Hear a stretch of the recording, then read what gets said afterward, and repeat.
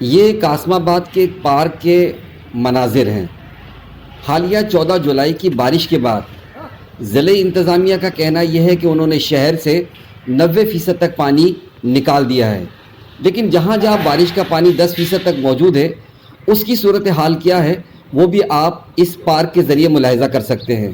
جہاں 90% تک پانی کا اخراج ہو چکا ہے، وہیں یہ پارک جہاں پر پوری ہی جگہ پر آپ دیکھیں سوائے اس ٹریک کے علاوہ ہر جگہ پر بارش کا پانی موجود ہے، اور تعفن اس قدر ہے کہ یہاں پر کھڑا ہونا بھی مشکل ہے۔ اس کے علاوہ علاقہ مکینوں کا کہنا یہی ہے کہ اس کی وجہ سے تعفن کے علاوہ مچھروں کی بہتات اور دیگر بیماریاں پھیلنے کا بھی اندیشہ ہے۔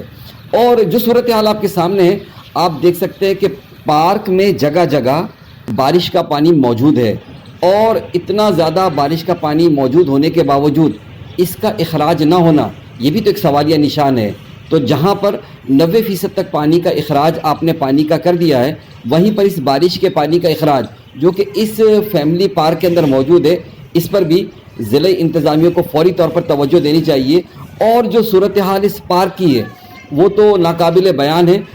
فی الوقت تو ہمیں صرف یہ بتانا ہے کہ حیدرآباد کے کن کن جگہوں پر اور کن کن اسپاٹس پر ابھی بھی بارش کا پانی کافی تعداد میں موجود ہے۔